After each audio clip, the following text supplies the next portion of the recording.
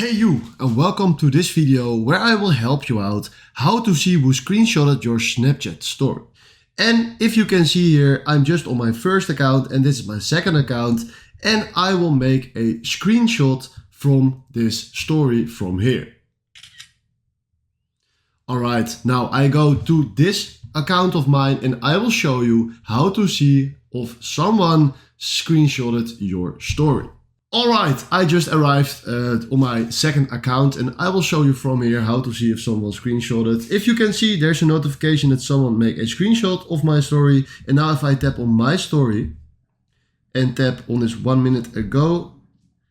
Now if I tap on this little sign just right here, you can see that my friend Tommy Flux took a screenshot of my story. And this is exactly how you can see who screenshotted your story. Alright, if you found this video helpful, please consider subscribing and give this video a like. And then for now, thanks for watching.